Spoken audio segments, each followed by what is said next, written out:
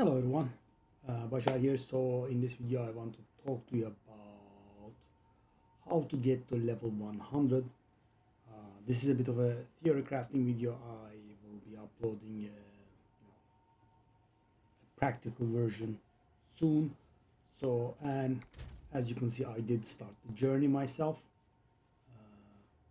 I did get to level 99 for the first time. I also did get to level 98 for the first time. So what prompted my journey? Let me go over it quick. So I did start this season late, as you might know from my previous videos. And thing is, because it was pretty late in the season, I didn't really want to make another character because I was going to invest some hundreds of divines on it, and the return would be very slow or if maybe non-existent. So I kept playing this one, right? I did run all of those schemas so I can share my data with you guys, and I'm like, no, let me try 98, right? But I did 98 in a very bad way. I just ran high rarity maps with a few XP tablets, and it was very slow, right? It was near 200 maps or so, right? So I had to run around 200 maps and a lot of schemas, but I'm not really counting schemas because it's very low amount of XP because you are running most of the time and not really killing. Anyway, so I thought to myself, this was pretty bad, right? The 97, 98 journey was pretty bad. So if I, really go at it, 98, 99 should not be, harder than this. And I was kind of right, right? 98 to 99 was actually very similar to my experience of 97 to 98, and actually it's much harder, right? But I did go about it in a very wrong way, and I did go, I think, about the right way from 98 to 99. So what can you do to make it go down better, right? First of all, guys, this helmet slot, right? Sakawal's Rune of Memory, 2% increase experience gain. And sad, as you can see, I have a lot of lightning resistance on my helmet, and my lightning resistance is barely capped, so I can't really let go of this. But ideally, you want a triple socket helmet, so you can get 6% experience gain on it, right? Every socket. I mean, I would have liked at least a 2-socket one, but as I said, this is a little bit ingrained, right? So there is that. That's one, right? The other thing would be this interlude bonus loop. That's not the place to click. Okay, these, when you go to these, you can actually activate a bonus that gives you more XP. But the problem is, if you have seen this one, this is the bonus that most people miss, by the way. Well, the majority of the people miss. So if someone is missing something from the campaign, it's this one most of the time, because it's new and it's not with that plus icon next to it. So there are a lot of bonuses that you can get there, and one of them is the XP. And it's small things like 5% all elemental resistances, 5 all attributes, 3% movement speed, that sort of thing. But the problem is, if you pick out the XP one, all of the other boons turn negative, right? So negative 3% movement speed, negative 5 all res, minus 5 all attributes, that sort of stuff, right? And I didn't like it. Right? That's just too much for like 3% or so XP. So I didn't grab that one, but that is also available. And now the tablets are another way of speeding up your XP. So for example, take a look at this one, 15%, 15%, etc. So these can go up to 20% now, but you are in for a surprise. I mean, they are very nasty, very expensive, sadly. We will get into the mechanics of this in the other video, but experience plus additional breaches thingies are insane. So for example, these are at 10 charges, of course, are about, not that one, this one and this one, these are about 1 divine each on 10 charges. So every single use is like quite a few chaos, right? So 10 maps, you pay 1 divine, and the thing is, you might have noticed that divine have versus chaos has spiked because people want to sit on their divines, I guess, for the standard league. So there is that. So these are pretty expensive.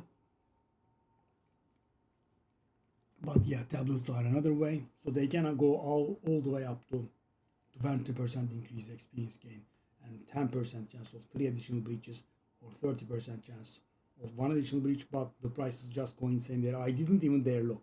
Right? Multiple divines per tablet. Yeah, not doing that. But of course, if you have infinite, if you are sitting on infinite currency, that could also be done. And thing is, these bonuses get amplified by your atlas, so they can create actually a decent gap between the person that uses a low amount. So yeah. And another thing is the old tablet bonus. What I mean by that is if you were playing prior to patch 3.1, you will have stuff like these, right? Okay, that's a negative XP map. But as you can see, so this means, and this is close to my start, as you can see, and this means I have done these towers prior to patch 3.1, and I did put some ritual and irradiated tablets there, right? And as you can see, I have a little bit of additional XP gain, right? So you could also use this kind of map to your advantage, but this advice, of course, goes only for people that have been playing prior to patch 3.1 and or 0.3.1, and it will not apply to patch 0.4, right? So we have the helmet sockets, we have the interlude bonus if you want, we have the tablets, we have the existing tablet bonuses if you do, right? At some places, I had like 12% or so. I utilized those maps. Yeah, so there's no XP there. Yeah, negative XP is great. Yeah, so I use those, and finally, you can, well, not finally. So this advice is timeless, right? With the exception of the old tablet bonuses, right? These all will apply to the next season as well. Alongside with that, we have the shrine spec. Let me show you. So I did share with you my old atlas build. Now this is a little bit different. This is shrine spec for finding the shrines. We have the enlightening shrine spec, which means we will be finding XP shrines more frequently, and their potency is also increased, and we further increase our chance by additional chance for an additional effect. So for example, I click on diamond shrine, but it has a chance to give me an enlightening shrine as well with a 25% chance. That said, keep in mind that the diamond shrines are making monsters near themselves immune, right? You have to pull the monsters away, or you have to just beeline towards the shrine and click on it, right? You could die very easily. Be careful. I thankfully have not, but yeah, it's a possibility. Thankfully, those are pretty rare. So that's the spec I did, right? I have some tablet potency increasing stuff, right? A little bit of pack size and Waystone potency increasing stuff as well. Yeah, that's the breach spec I have. That's the most important one, and that's the delirium spec I have. That's also somewhat important. So guys, these are the timeless stuff, right? Now I'm going to give you some seasonal advice. I know it comes very late, but if you have never hit level blah blah, right, it could be an idea. So my strategy going to level 100 actually heavily relies on the seasonal mechanic, right? You might have seen these maps, right? So that means there will be very little regular monsters inside, but there will be a lot of abyss pits, right? And this mechanic can be abused using this kind of maps, right? Increase experience. So and this goes all the way up to 100%. So you could do these kind of maps to gain more XP, right? And if you don't have that kind of map, but you have some decent experience bonus on a map, which we will go in detail later on, you can use maps like these. These are pretty expensive, by the way, around 1 divine each. These are much cheaper. These are a few chaos at most, right? I mean, even if you pay something like 5 chaos, you are going to get yourself a very good one, because you know the thing that slaps the abyss on the maps can be used on every single map, but these require that one. So thing is, you could consider the ones that make abysses spawn more monsters, right? Which is kind of the same thing, right? Instead of getting more XP, you just get more monsters, right? A lot more monsters is going to mean the same amount of XP with more loot, right? In theory, it's a good idea. In practice, it's a bad idea because GGG sucks at programming. Delirious maps with high pack size. I mean, guys, it just destroys the computer, right? So I have, I think, a 4060 GeForce GTX or something like that, like my graphics card. Can I find it here? Yeah, 4070 actually. Right? So now, while it's not top notch, it's definitely decent enough, graphics card for an ARPG game, right? And it should be able to handle this game, right? It cannot, right? So if I take this map and go in there, right? At certain points, I will have like 5 FPS or so. Yeah, it goes really bad. Let me just close this window. The gulls are going wild. Yeah, so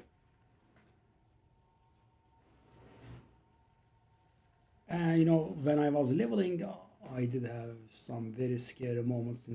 Headhunter teleports you in between monsters, and the frames are very low.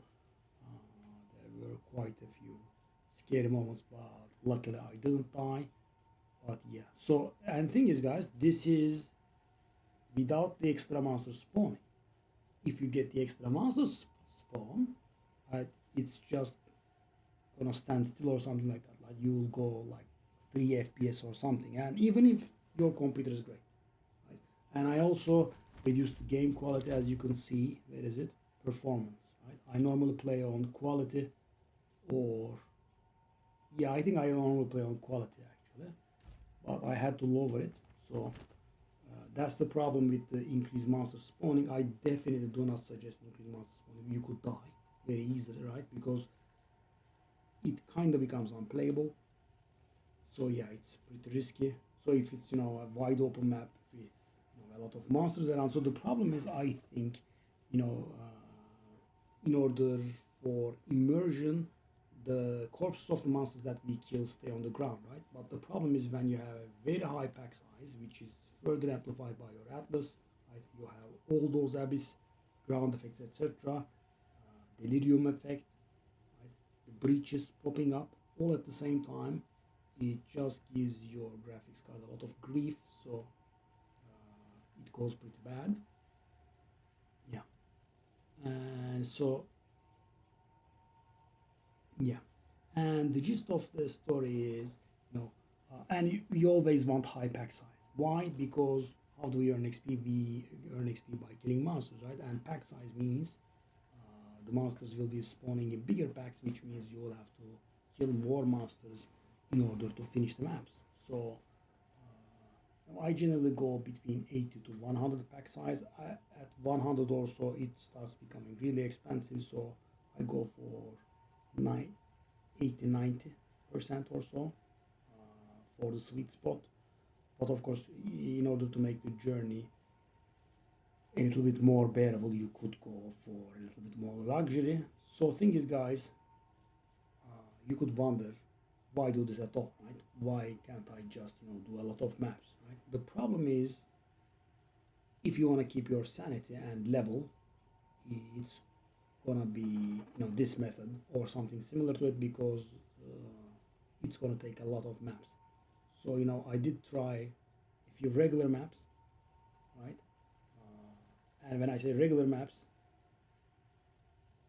a map like this, regular map with something like 80% pack size inside and 3 modest XP tablets, and it gives like, unless you get special procs or something like that, 500 600k XP, right?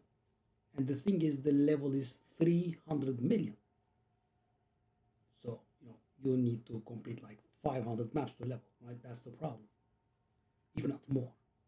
So yeah, I mean, if you wanna level reasonably, this is the way to go. And it also takes a lot of currency away, because the tablets are expensive, the maps are expensive. You do get some loot back, of course, but there will be not too much rarity, because we want to go for pack size mainly. There will be a little bit of rarity that you wear, and maybe a little bit from your atlas, but yeah. So that's about the way to approach this. And as I said, the abyss mechanic helps a lot, right? It speeds up the process quite a bit. From 98 to 99, there were actually a lot of maps where I did get more than 1% from a map, right?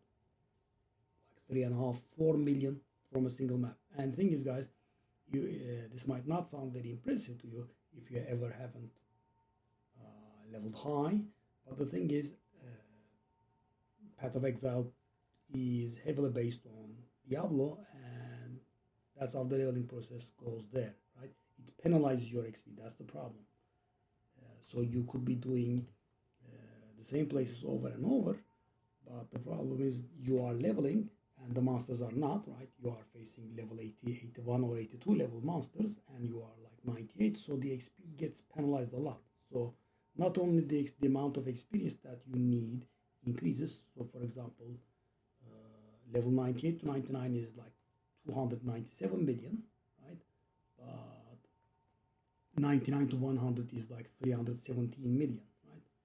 And that jump is not that much. It's like 6-7%. But your XP being further penalized, that's the main problem. So from my own experience, when you normally play and you have a decent character and you don't really die too much, right? You can arrive at 97. But at 97, it kind of stops for me, right? Because if you want to level from 97 to 98, you have to kind of not die at all.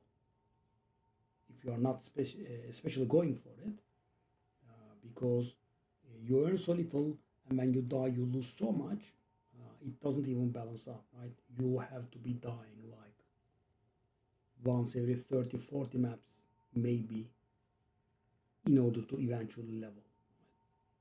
And another problem is these good maps, they are a little bit nasty. Take a look at this.